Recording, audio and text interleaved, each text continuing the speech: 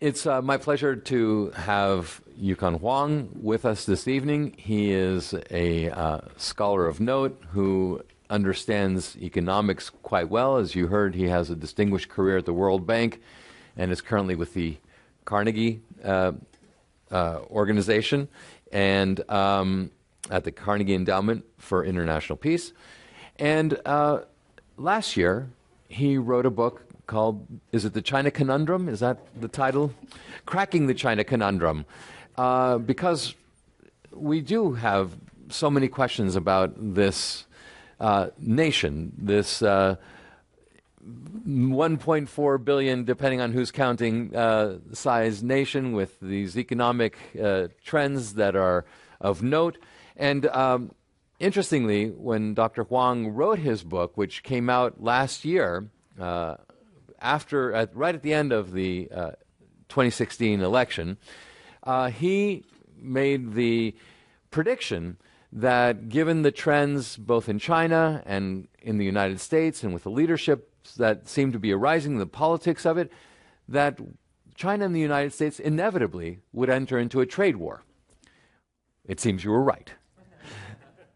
So could you perhaps start this evening and, again, welcome and explain what led you to believe that we were going to enter into this now very real trade war? Well, you begin with this vision of what China and America are all about. And the idea is that they're quite different as countries. But we now have a situation where the leadership is quite similar. So President Xi Jinping and President Trump have a lot of similarities. You have the America First from our side. From China, the China Dream. President Trump was elected with a very strong populist agenda. Xi Jinping has a very strong nationalist agenda. They both have a vision of where they want the country to go. They both wanted more assertive policies. And therefore, given where China's coming from and where we are at, and part of the book is saying that a increase in economic intentions is more or less inevitable. Right. Well, and so, in fact, that inevitability has come to pass. We've seen the imposition of quite significant tariffs from the side of the United States. Of course, the president argues that these are mirroring and that there is a search for reciprocity. But as we sit here tonight, there is a truce in this particular trade war that you predicted would be coming. What can we look for? And maybe you can analyze a bit the trade war itself and its justification, perhaps. Well, it's interesting because the outcome of this recent agreement led to a surge in the markets. So let's go back and ask what was really agreed upon. And what was agreed upon was a ceasefire. That is, there would be no more hostile acts toward each other. There was no full agreement on the problem, just an agreement that in 9 days the problem will be discussed. So the first interesting point is, why are markets so positive about a problem which not yet been solved? The framework has not been detailed. Okay, all you've done is shoved it out 90 more days. So what the markets are telling us is they don't like trade wars. Everyone loses in a trade war. Consumers lose, producers lose. Markets hate the uncertainty of a trade war. So I guess the first point I would make is the markets are telling us that a trade war is counterproductive. And they're hoping that it'll just go away. But of course the issue is, will it go away? I guess the other point I would basically saying is, people are asking then what should be done. Is this trade war necessary? And I would say it's not necessary. There are real issues between America and China, but a trade war does not address them. And then we talked about the inevitability a bit earlier. Yes. So you have a counterproductive trade war, a necessary trade war, but ironically an inevitable trade war. And the key issue then is, how does the U.S. and China sort this out in the future? Well, if you ask the president, he believes, the president of the United States, that is, he believes that this is something that is winnable. And that, in fact, the pressure, starting with a maximal approach to negotiations, is something that will inevitably force the Chinese side and President Xi Jinping into concessions that are favorable, or at least from the President of the United States perspective, mirroring of the types of trade policies that have been pursued and in an American perspective have been exploiting of a world trade reality that has favored ultimately the Chinese. Well, the question of whether a trade war is a good tactic that America can use to win, if you think about it, history has shown us that no trade war turns out to be successful from either side. Everyone loses. Why is it that everyone loses? Well, think about this. When you levy $200 billion of tariffs on Chinese products coming in, what are you essentially doing? You're essentially asking American consumers and American companies to pay more. Yes. Okay? So how can Americans think they're winning? Because consumers have to pay more, businesses have to pay more. Okay? Then on China's side, of course, prices are higher, so Chinese producers lose. You don't see any winners out of this process. Now, some people would say, well, what about the iron and steel or aluminum companies where the tariffs have gone up? And there are a few companies who actually the profits have surged, but those are relatively very small percentage of the producers.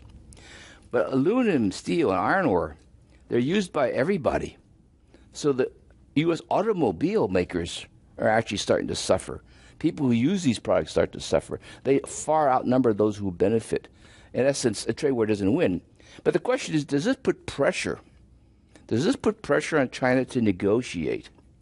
And I think the answer is probably it won't succeed. That pressure is not a big issue from a China perspective. 10 years ago, trade was 70% of China's economy.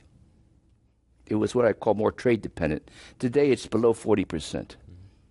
It's relatively independent anymore. Trade doesn't generate growth in China. People have this mistaken view that because they're such a big exporting nation and they trade a lot, that's the reason why they grew so rapidly. In fact, trade is generating negative growth for China for the last several years. It's not a trade promoter. Growth coming from consumption, investment, not from trade. So a trade war just generates losses, but it doesn't really actually damage China in some fundamental sense. I mean, the best example is the iPhone. And this is the symbol of the trade war. The iPhone is made in China. All of Apple's products are made in China. Why aren't they making it here? And what I want is for Apple to produce the phones here. So that $800 iPhone that everyone has, that should be produced in America, and Americans will benefit, workers will benefit. The problem is that of that $800 iPhone, only $25 of that goes to Chinese in terms of the assembly. $350 goes to South Korea, Japan, Taiwan for the components. $400 goes to Apple. Incredible profit margin. That benefits Americans. So here, if you want to slap a tariff on these iPhones made in China, you don't really hurt the Chinese. And one of the great ironies of a trade war is that 60% of China's exports to America are actually managed and controlled by American companies. Okay, so that's a great irony here, actually. You end up actually hitting American companies. You think about this issue about tariffs on cars. Take a look at General Motors, for example. That's the predominant American manufacturer. How many people realize that General Motors sells more cars in China than it sells in America? Okay? So we have a fundamental problem. Take Intel, high-tech, major producer of semiconductors. Critical technology. Here's the problem. 80% of Intel's products are bought by China. Suppose you told Intel, I don't want you to be selling your high-tech goods to China anymore. Who's Intel going to sell this to? And this is what I call the big issue. You think this trade war can put pressure on key industries, but very unpredictable who's actually affected. In the end, many American concerns are actually more affected. I mean, that iPhone is made by Chinese workers in China. They're paid $2 an hour. Okay? Suppose you brought it back here and decided you'd have to basically pay workers $25 an hour. Even then, how many people want to slave away in a factory assembling iPhones? Very few. So I think part of this issue in the trade war is, the irony is it's really not about trade. This is the great irony. Headlines always, U.S.-China trade war, tariffs. Everyone says, well, this is supposed to be about trade. And the answer, it isn't about trade, actually, because trade isn't actually the problem. Americans benefit a lot from imports of relatively inexpensive consumer goods from China, and that's improved the living standards here. It's also allowed people to save more and spend. But the tremendous advantage that China has is not in manufactured goods, it's in services and agricultural commodities. So when you look about what China offered to America, to Trump in Argentina, basically saying, I'm going to buy more natural gas, I'm going to buy more soybeans. I can't buy more high-tech goods because you won't sell them to me. Okay?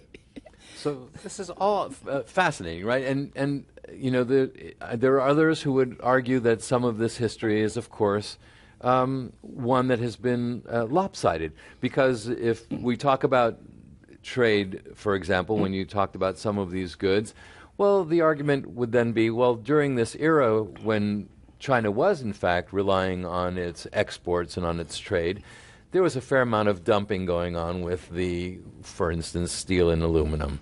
When they were developing these goods that were being exported, whether they were in the technology realm or elsewhere, not only were they manufacturing at a very low cost, labor cost, which was beneficial, clearly, to everyone in this room and to American consumers overall, but in the process, there was a fair amount of IP theft in that if you wanted a foreign technology company or anyone who had intellectual property of any sort to be able to participate in the economy in China, whether it's market access or even just being able to manufacture, well, you had to partner with a Chinese company in order to be able to operate within the structure of the Chinese state. And so when you look at it from and take these arguments, right, then there is the argument of fairness, which is one that the President of the United States is currently raising on a regular basis and quite loudly, and perhaps even in ways that have overtones of threat to them.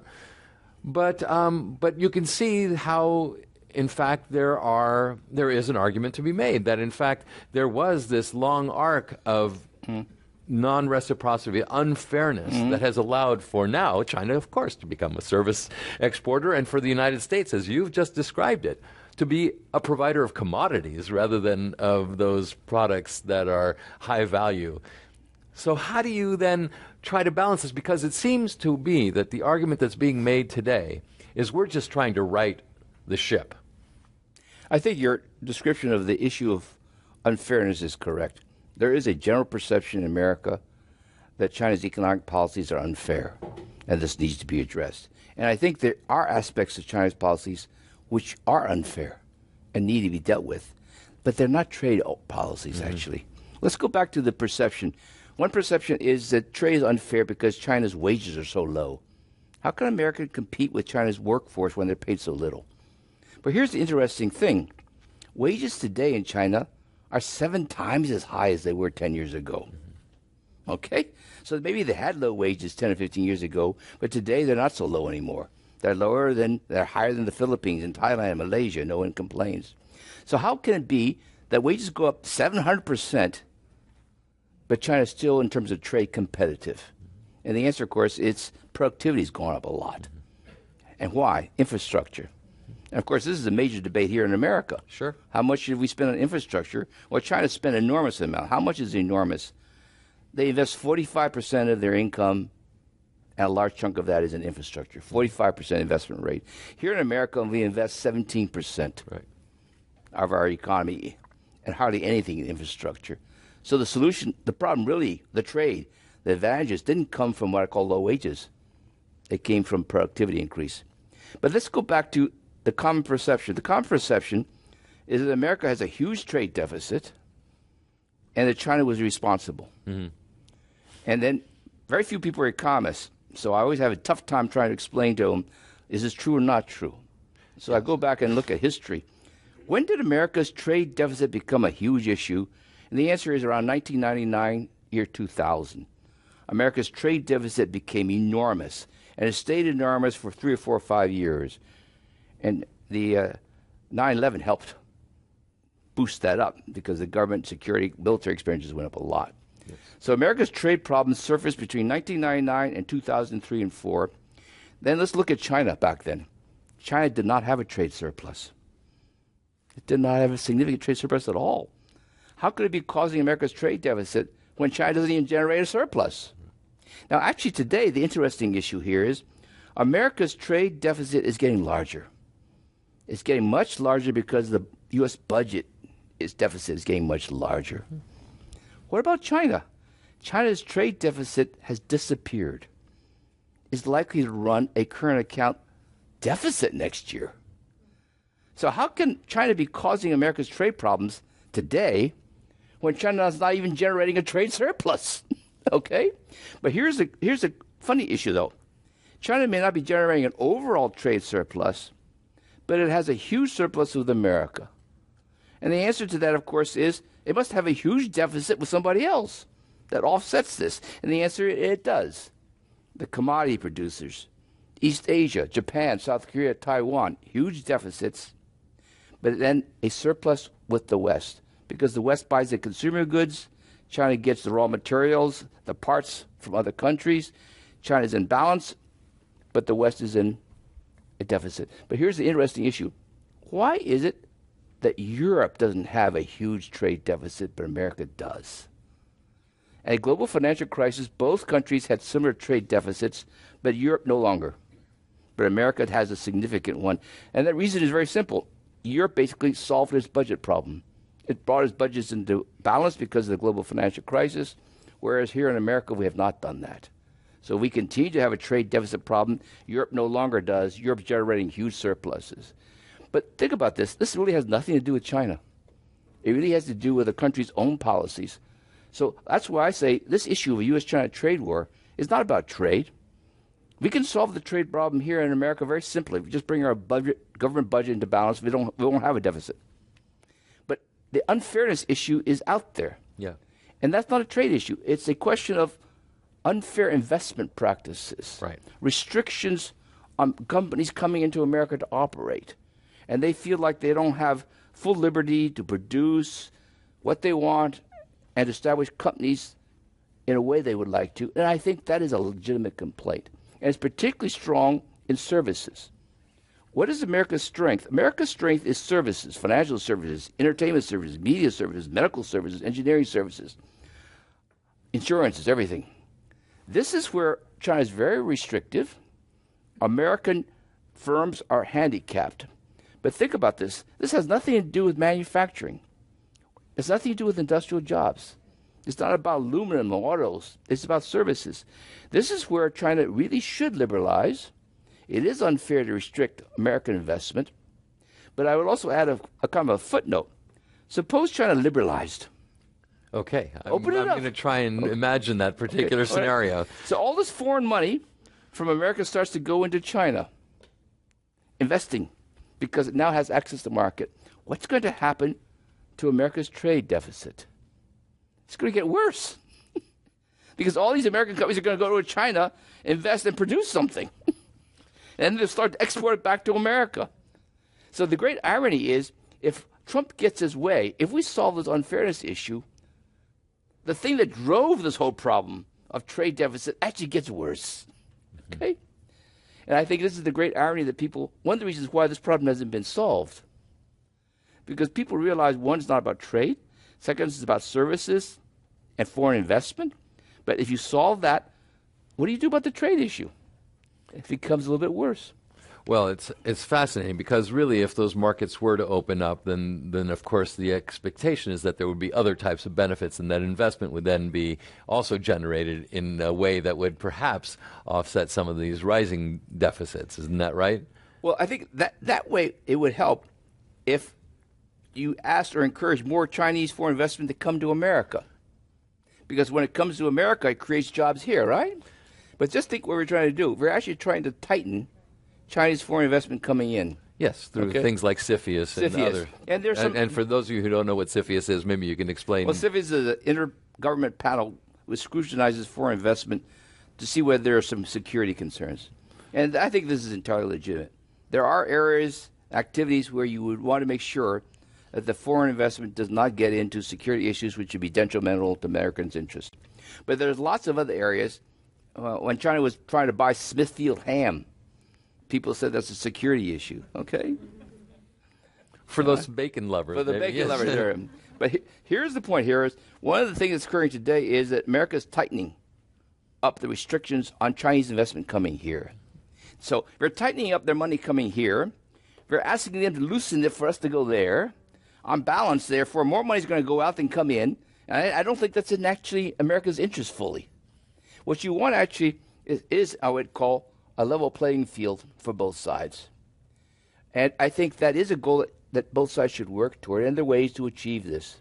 But right now, tariffs is sort of like the worst means of trying to address this concern. Yeah, and you make a very good point that, in fact, and I think you've made it clear to everyone here, that it's not about trade. In fact, that it is this unfairness of investment practices and policies. And so getting to that level playing field has been difficult. In fact, it seems that the opposite has been happening through policies, the centralized policies of the Chinese government and of Xi Jinping, wanting to dominate certain industries, making sure that his China dream and the China 2025, which is achieving dominance in certain specific fields, including artificial intelligence and other areas of global importance, will not bring us to this level playing field. So the argument, of course, at least with this current administration, is that you have to use what tools you do have, Correct. which are the trade tools. So it may be the imperfect tool for a problem that it's not actually seeking to solve, but rather trying to solve a different problem through using this as a means to get there. I think you raise a very good point. Can you justify this tariffs and the trade war as a tactical means? Because we cannot find alternative means that could address this issue. And I think that it begins by trying to figure out what the issue is. Yeah. And then figuring out whether we have an instrument to address it. And then you mentioned a very good point that there's concern about this China Made in China 2025, which was implemented or instituted in 2015. In some ways, it's kind of an ironic statement because people would say, I thought everything was already made in China. How can you make any more in China? Well, what the Chinese want to do is to make more high-tech products. So they identify strategic sectors and industries, and it says they'd like to produce more. And this report is cited something like 80 times in America's study outlining the basis for the trade war. Basically, we do not like this.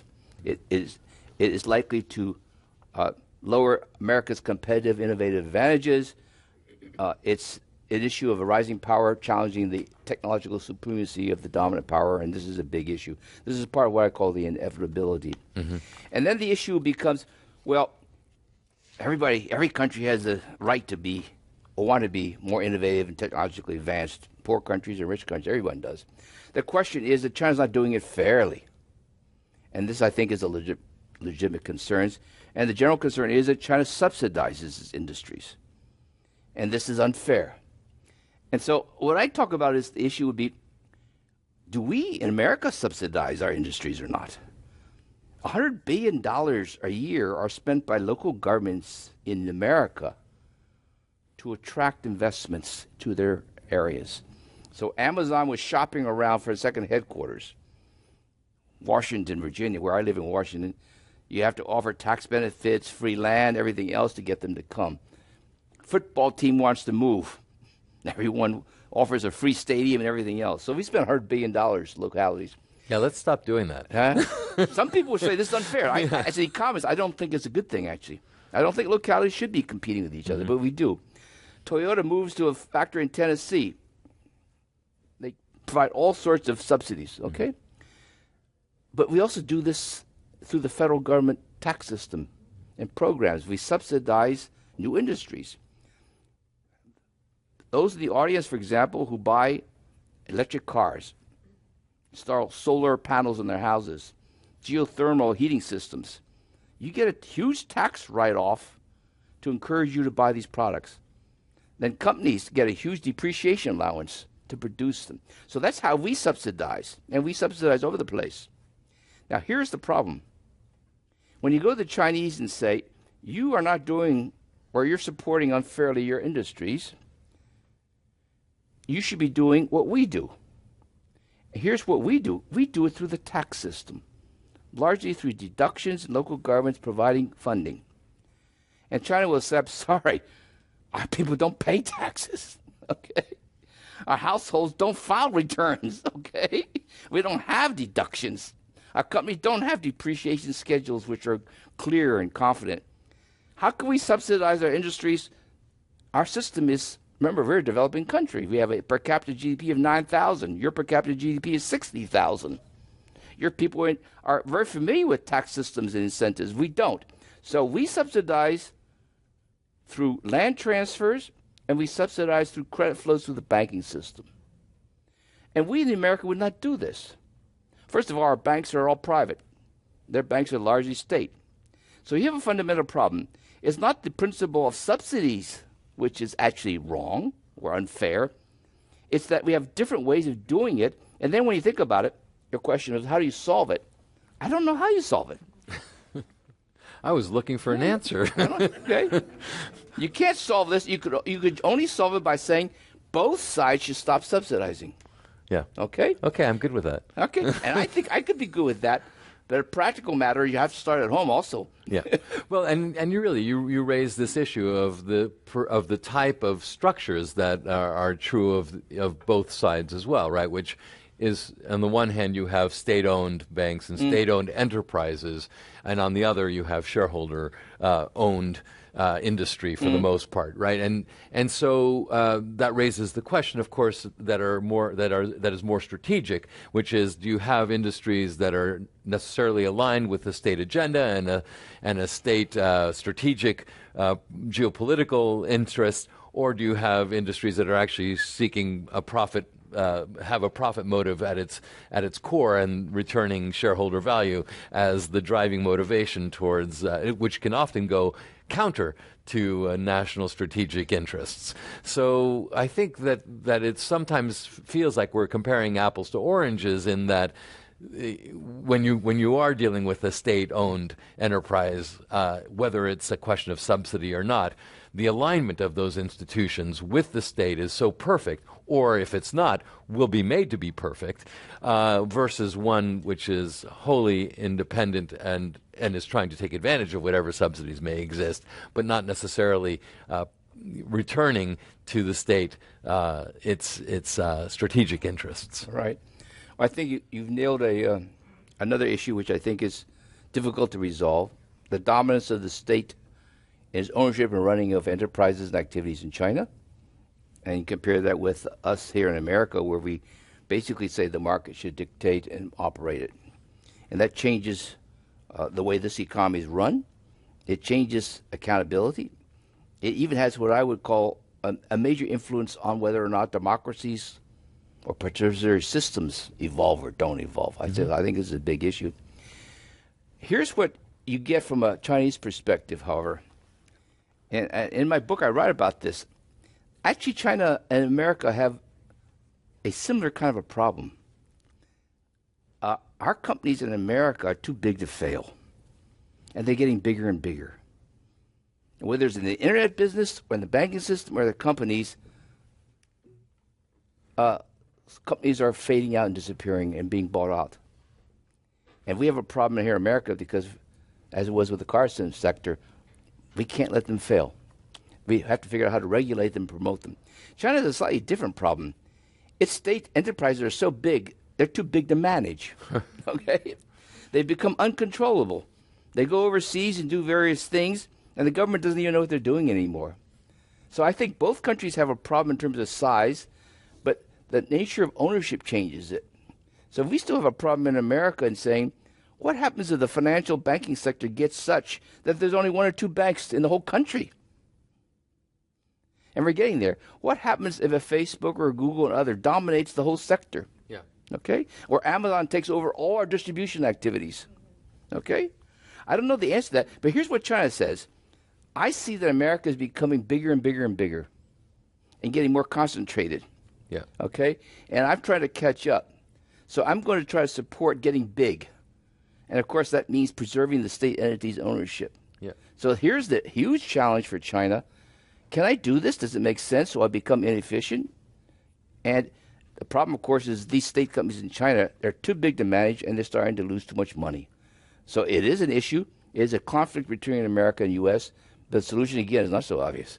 Right, and we hope that that conflict does not then, enter into this expectation by some that a Thucydides trap would then lead us not so much into a trade war, but rather into a shooting war that would, in fact, be military rather than financial. You raised an important question as you talked about this, because you said, well, what do you do when there's consolidation in the marketplace? And as we're seeing, and as you raised with these very large organizations like Facebook, which are much larger than you have a GDP or have a financial statement that's much larger than the GDP of many nations. And the answer, of course, has been that traditionally in the United States, after you go through a fair amount of pain and suffering with these organizations consolidating, you have regulation and you have antitrust actions, and we haven't yet achieved that, but it sounds at least currently that those noises are being made in Washington, that recognition is occurring, but that, for example, should China have similar problems, which is large, unmanageable institutions and structures, will there be a regulatory imposition? Will there be the attempt at antitrust, or do those structures actually get reinforced to grow and become singularly important by the state and by the leadership? I think that's a fundamental difference. The challenge in America is regulation. Yes. What's the proper way to regulate utilities, regulate these internet? These companies are getting too big. And as you say, it is a discussion, it is being addressed, but we don't have exactly the answer yet. No. We'll come up with it by the end of the evening. You have the security issues. You have the issue of whether individuals own the information. Does the government own the information? Do the companies own the information? Now you have the Chinese system where the state owns everything. Right. Okay. So regulation is not the key issue. The issue for them is I own, I manage it. The problem in China, how do I get an adequate return to society from my ownership? They have not achieved that fully. And this is, when you look at the policy agenda for the Xi Jinping's government, I think the number one unresolved issue. Now, this gets caught up in the trade war, okay? The trade war sees these state-managed companies and sees this as part of the unfairness issue, that these companies owned by the state, managed by the state, how can American companies compete with them? And my answer to this question is that is an issue, but it's not actually the trade war issue. These state companies in China account for 10% of China's exports. They're a non-factor in this trade war. But people think actually it's the target. Remember, the bulk of the products coming from China to America, they're actually managed by American companies, not by Chinese companies. So we'll stop talking about trade as the problem, and we'll really focus on some of these other fundamental internal issues that are true of China. And one of the things that I think we often have a hard time understanding is whatever domestic contradictions may exist, or the inability of the state to deliver a return on the investment of the Chinese people to the people. And we see that whether it be in the inequalities that exist within the economics of the state, and the inequities that exist in the populace, with the very rich and the very poor as well, undeveloped areas of the country. But these are things that we often are not exposed to because it is such a large state. It is so complex. It is dominantly uni-ethnic, right? It is dominantly a Han Chinese population, so we don't have the complexity or diversity of the United States in its populace. But nonetheless, we can't extrapolate in any generalized way about the Chinese state when we look at it from the outside because of these complexities. At this time of our discussion, I usually turn to the audience questions and try to weave them into anything that I'm really interested in. And but we'll talk about, we've gotten some interesting questions, some very specific. We have a number of people who work in the high-tech field who are probably in the audience, and one of the questions is, how will China's investments in the semiconductor industry affect U.S.-China dynamics? Here's the problem. the semiconductor industry is seen as one of America's great strengths. Yeah. And I think it's probably rightly seen by American policymakers as not just strictly an economic issue, but also a security issue, because semiconductors are used in so many ways that they have both security and economic concerns. The problem, however, is that China is the major consumer of semiconductors. It purchases about 70-80% of the semiconductors made in the U.S. Right. You were talking about Intel earlier. Yeah. It's therefore unrealistic, actually, to think that a country which buys 70% of something doesn't have a capacity to manufacture some of it, especially when it's a manufacturing industrial growth. So slowly what China's been trying to do is to try to get in at the lower ends. Intel has a factory in China. It's transferring knowledge to produce basic semiconductors and other things, but not the high-tech. The high-tech research and development of Intel's best is done only in two places, here in the United States and in Israel. Otherwise, they will not do it anywhere else because of security concerns. I think the trend that will continue is that China will put a lot of effort into developing the semiconductor industries. It's going to be extremely expensive and difficult. It is becoming a big source of controversy because America in the last couple months started to put a prohibition on the export of the equipment which is used to make semiconductors. Okay? And this is a big issue because there are companies in China, the only equipment they use are American equipment. So they'll go out of business if they don't have access from this. Right. So the key issue of this trade war is not actually going to be this tariff rate or those kinds of things. It's going to be policies like that. Controls on exports, which, if implemented, could actually wipe out major companies in China. Okay? And then from a Chinese perspective, that's a big security issue. How can I be so vulnerable to outside suppliers of something which is so integral to my economy? So I am going to wrap up investment and every means to get the knowledge to do so. And this, I think, is a huge question coming up. Well, it relates to another question that we have here from the audience, which is, as we look at these industries evolving and trying to protect themselves and making sure that they can survive within China, part of what has been occurring has been the acquisition of intellectual property, both by legal means and by illicit means. And the question from the audience is, what is your suggestion for the United States to deal with the intellectual property theft issue with China? Well, I think we should first try to clarify that theft of intellectual property is illegal and should not be allowed. And I think China would agree with this. So when you talk about the criticism that China steals, the answer is if China steals, it should be penalized. You should take them to the courts. There are courts for this purpose.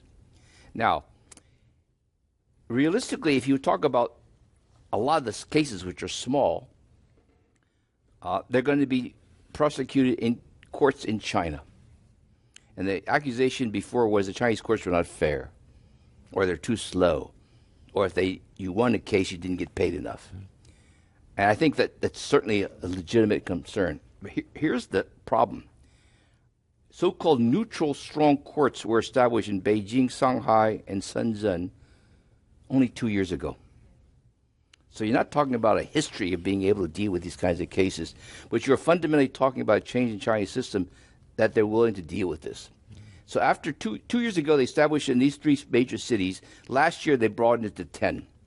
So there are now about a dozen courts dealing with IPR theft issues in China, which I would say a vast improvement. Still need a lot of work. Now, here's the interesting case. 10 years ago, 80% of the cases would be brought by foreigners accusing Chinese of theft. Today, most of the cases are Chinese accusing Chinese of theft. That's one fundamentally important difference. The second thing I think is interesting is 90% of the cases where foreigners file a claim, they win. That wasn't the case 10 years ago. So China would say, I've got a problem. I'm trying to resolve it, but I can't solve it immediately. And we who operate in a legal system realize how difficult it is to revamp and change your whole court system to solve a problem. So it's not something that's neglected. It's something that has to be addressed, but it cannot be solved instantaneously. Sure, and and I think some of the industry might say, well, I'm loath to go to a court because of the repercussions of actually calling out a Chinese partner and risking my distribution, my partnership, my business really within the country. So would be conservative and would have to really consider seriously taking legal action. And it's not always these black and white cases either, right, where we have this case of a outright theft. Often these areas are much grayer, where it's a intellectual property acquisition or the handing over through partnership of intellectual property that's being used by an industry. I recently read about a particular case where Chinese investors had come to the United States and were looking at early stage technology companies putting in deposit, looking for a serious investment, making sure that during the due diligence they were exposed to everything that they would like to see to make sure that the technology was going to be of interest to them, demanding a fair amount of transparency from the company that they were about to acquire, and then at the end were unable to make the investment, calling force majeure, saying that the Chinese state won't let me export the money. And by the way, because of force majeure, because I'm not allowed to export the money and to invest in this company, I want my deposit back as well. Okay. And so there's this spectrum of how one can actually acquire intellectual property that isn't necessarily going in at night, breaking into somebody's file box and then stealing the chip. And I think that is the issue. It's not the theft, it's these other aspects. Yeah. But think about it. Here we live in San Francisco. You go down to Silicon Valley. What is Silicon Valley? It's bunch of office buildings. It's an industry which is built on transfer of technology. Yeah. Startups build up and establish a new technology. What happens next? It's sold to somebody. That's a transfer. That's considered good. Or they have a joint venture arrangement. Joint ventures, forced transfer of technology is the key to this state. It's the key to America's growth. So there's nothing wrong with this. Now let's go a step further.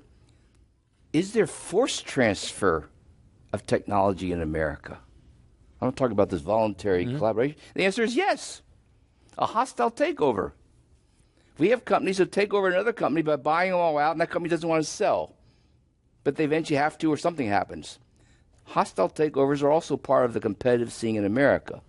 So whether it's a voluntary joint venture or a hostile, transfers occur, and that's why America grows. And we accept that as good for innovation, right? Oh, it's great if it's within one nation, but within one nation, across nations makes it more difficult, much more difficult, and strategically much more threatening. So, in my book, I talk about America. Who was the first great innovator in America? Francis Cabot Lowell, Harvard graduate, 100 years ago. He established the Industrial Revolution in America, right? How did he do it? He went to England. When he got to England, what did he find? He realized that England was wealthy because it had the power loom. Made it wealthier than France, Germany, everything else. Only England had it.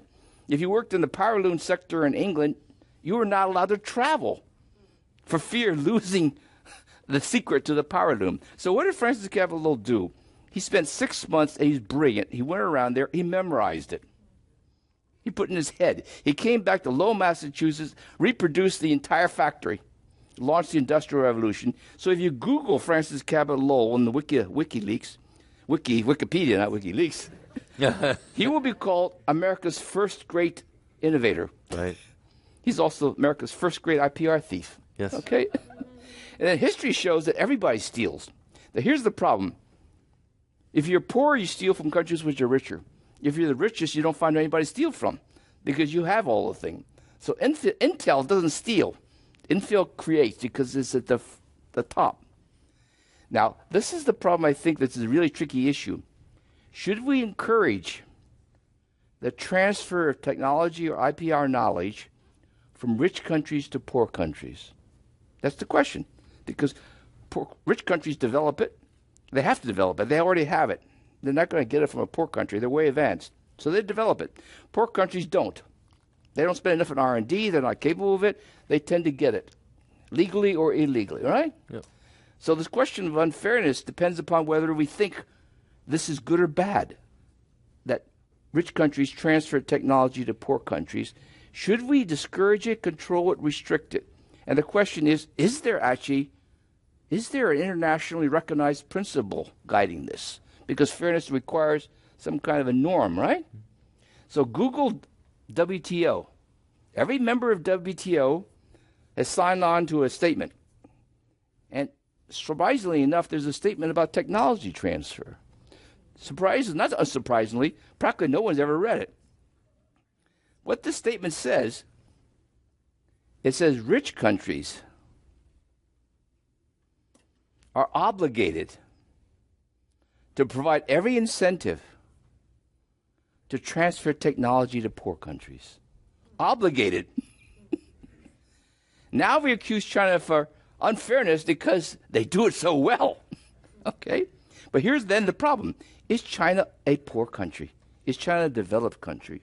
So actually the debate about unfairness is really not about unfairness. That's right. It's about whether China is a developing country or developed. China claims it's developing. Its income is 1/6 that of America. America claims that China is not a developing country. They would claim they would claim that China is a developed country. So when Chinese and American negotiators get together, the American negotiators say to the Chinese, I see a very rich country with some poor people. And the Chinese will say, we're actually a very poor country with a fair number of rich people. Okay? And that's the debate. Because if China was not a developing country, it no longer sort of like benefits from this kind of philosophy that you want to encourage the transfer of technology to them. Right. Well, and of course, the complexity of all of this is that, back in Lowell's day, you required 6 months away. Now it's really just 2 clicks away, right? I mean, it really is just a matter of seconds rather than months, and dissipates that whatever competitive advantage may have existed during that technology transfer. I mean, which allowed for the new technologies to be evolved and the like. But your question is really relevant, and it's key, and it's something that was brought up by a number of the questioners here as well. Is China a developing country or a developed country? Those of us who live in California know that 1/5 of our populace lives under the poverty line. It is, in fact, also, in many ways, facing some of the very same issues that are faced by China.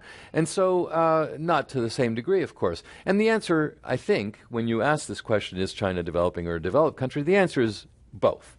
Because it is, in fact, both of those things.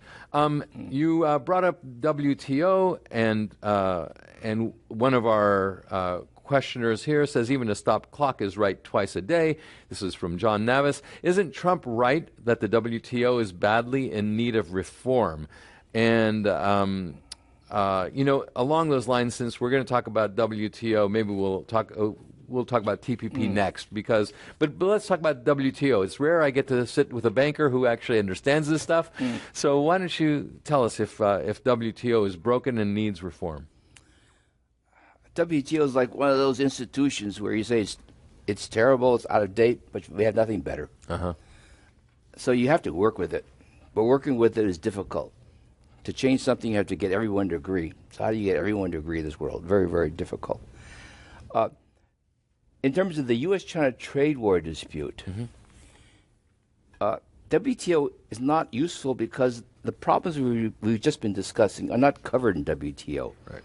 The concept of unfairness, just as I said, the WTO actually says in there, yes, you should encourage the transfer. Right. But the issue is then, is China developing a developed country? Now here's the issue. WTO basically, when China joined under a so-called asterisk. It was actually recognized as not exactly developing, not exactly developed. And that is what it is. It is not really it's not really a developing country. But what is China that really makes it different is actually it's just so darn big. If it were split up into 20, it'd be like a South Korea or something. It wouldn't be an issue. Singapore generates a huge trade surplus every single year forever. No one cares. It's so small. So it's big. And the second thing is its state is so dominant.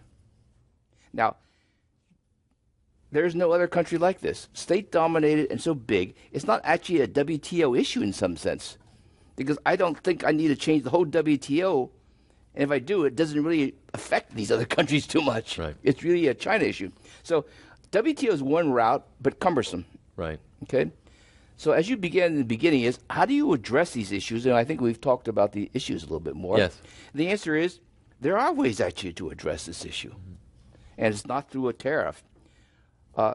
We were actually discussing these issues with China through a bilateral investment treaty. Because, as I said earlier, the issue is actually about investment. Yeah. Okay? Why is it you don't see a single headline or anything that talks about a bilateral investment treaty? The answer is because it was an Obama-era initiative. And President Trump doesn't want to touch anything that has anything to do with Obama. But that treaty specifically talked exactly about these issues.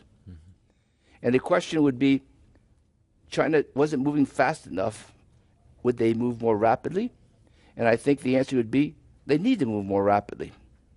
And what is the pressure that you could actually do? Here's some of the things you could actually do. You could insist upon equal treatment in certain areas. Okay? That if you're going to restrict this kind of stuff, I will restrict your activity over here. And let's talk about what that means. That's what you could do. That's not a tariff. That's basically talking about the issue that's at hand. Yeah. Okay? You're talking about joint ventures. You have joint ventures which encourages a foreign firm to work with a Chinese firm, and it creates unnecessary pressures for technology to be transferred. And that's unfair. Okay? So why not just say, abolish that need for a required joint venture deal? So you can choose whether you want to. Now, what would happen? Most American companies would say, I want a joint venture. Take General Motors. General Motors earns most of its profit in China. Right. It has a joint venture. Okay? Would General Motors give up that joint venture? Not at all. Because it needs a distribution outlet and everything else. It can't afford to establish it. So here's the point. 10 years ago, 90% of Americans' investment going into China went through a joint venture. Today, only 20%. It's not very significant anymore. Now, 10% probably is the bare minimum, because if you are in a security area or some area where it's nationally important, it's reasonable for a country to say, I want you to work with a local counterpart. But there's a 10% of what I call required joint venture, which I say it's just not worth it anymore. So my recommendation to the Chinese government is just don't have this requirement. Okay? And then when people accuse you of forced transfer, you can easily say, I'm not forcing anybody. They don't have to form a joint venture at all. Okay? So how can you accuse me of it? And I just think that the political cost in America of perceiving China as being unfair just isn't worth the hassle of having this requirement for a joint venture. Well, these are all very good points, and I think in your litany of things that concern those in the West and the United States in particular, when we look at how investment is being made and how the state operates, is the concern that some of the societal and political norms that are established in China, that are being projected upon industries that are operating within that country, are now being globalized, right? And these include whether or not certain websites or newspapers or others must take a perspective that is a dominantly Beijing-oriented perspective. And I'll use the example of one of the major hotel chains that recently solved its labor problems, but didn't solve its China problem when it recognized or identified Taiwan as being a separate entity than the People's Republic of China. So the idea that, in fact, Chinese norms and Chinese perspectives can be imposed upon institutions that are American or German or others. And so I think there's a great fear, and it seems a quite justified fear, that there is this forced movement towards an acceptance of Beijing norms. My view about this is an overblown worry. Okay? I was born in China, but I came over to America when I was 5. So I've lived in Washington for half a century. And my point about the Chinese norms and American norms, I've lived in both countries now for long periods of time. And I say to myself, here in America, I think we're far too sophisticated and knowledgeable to be influenced by some of these Chinese practices which people think are ideologically, going to shift us. I don't think they're actually trying very hard either, actually. They're more likely to be successful in trying to establish culinary institutes than Confucius institutes. I don't think anyone's going to be persuaded by some of what I call the ideological messages that come out of there. China's basic position is, I'm not here to change your political system. And here in America, there are people who don't accept that. They think they are. But I don't think they are. Their basic view is there are different systems. And none of them are very perfect, but we each have our own. What I do want is recognition that we can collaborate and get along in a world where there are different systems. So I don't want to actually force mine on yours, nor do I want you to force yours on mine. Now, I think that this is getting tougher. Why is this particular view getting tougher now? Why is it generating more tension than it was 10 or 15 years ago? Part of it is, I think, the South China Sea disputes, where China's assertiveness gives a sense that they want to do something more, and that something more may constrain America's foreign policies. It's the One Belt, One Road, where China's trying to build these bridges all through Central Asia to Europe. And the issue here being, do these initiatives have longer political strategic interests which threaten America's way of life or thinking? And I think, sitting here in Washington, I can understand this very easily. When I go to China, I look around, and I say, my gosh, I don't think anyone there is even thinking about this or cares. It isn't in the minds of anybody, okay? I think, therefore, it's an exaggerated but a legitimate concern. And then the question is, how do you deal with this? And here's where I think it comes up in the trade war. Because the third leg of the trade war, in terms of how you respond to it, is this issue of, should America start to disengage from China? Separate our economies, our relationships, because of this concern that you mentioned, that they're trying to spread this. And I would say that is really just illogical. Yeah. Okay? And in fact, there's a report that just came out recently.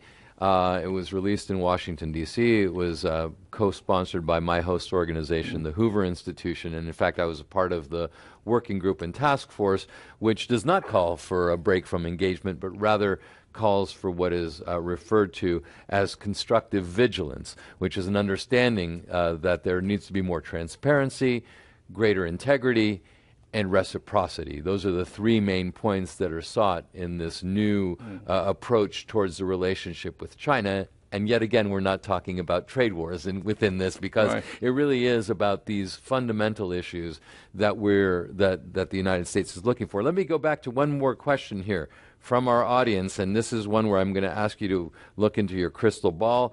Fast forward 20 to 30 years, what is the U.S.-China relationship going to look like? And does somebody win? Because that's what the president likes to talk about, is winning. I'm not a foreign policy expert or international relations. I'm an economist. And so I look at all these issues from an economic perspective, and then I try to get a foreign policy bent. I think it's something, to me, which is interesting. Right now we have this tremendous amount of tensions. Is it coincidental? Why did it occur now? So I have a graph in my book which traces the share of global production of America, Europe, and China. And if you think about it, China always talks about long-term, right? So 200 years ago, China accounted for 35% of global production. Huge. By 1980, that 35% fell to 3%. The sharpest decline we've ever seen, but over 200 years. So 1980, China accounts for 3% of the global production. America and Europe, by the way, are accounting for about 20-25% each. 1980. So China starts to grow very rapidly. Today, its share is 17% of global production. It's exactly the same as America and Europe. This year. Okay? So these three entities have exactly the same share of global production today. Now, graph trade, exports and imports, is a share of the total. By coincidence, Europe, U.S., China, exactly the same today. Okay? So no wonder we're experiencing this sense of tension. economic, rising power, threatening America. It's real. It's an issue. So then your question is fast forward. What will it be like in 2030? Okay? So here's China growing at 6.5%. But let's assume it's not going to grow at 6.5%. That's too high. So assume China grows at 4 for the next 12, 15 years. Okay? America and Europe grows at 2.5, which is a solid rate. China's share of global production will be 25%. America's and Europe's will fall down to about 12. So it'll be twice as large in purchasing power terms. So that's the alarming thing of the people who are interested in global politics. Gosh, China's going to be here, we're going to be here, it's going to be a problem. But here's the problem. The size of the economy does not determine your political or strategic power. It's actually your per capita GDP. That's the quality of your institutions, your soft power, your military strength. It's not the overall size. It's how deep and sophisticated you are as a country, okay? Here's something people don't realize. A China which grows at twice the rate of America, China's per capita GDP gap with America continues to get wider. It doesn't narrow. An America that grows at 2.5% a year, which is solid, in my view, will perpetuate its global economic dominance, its security, its military, its soft power for the foreseeable future.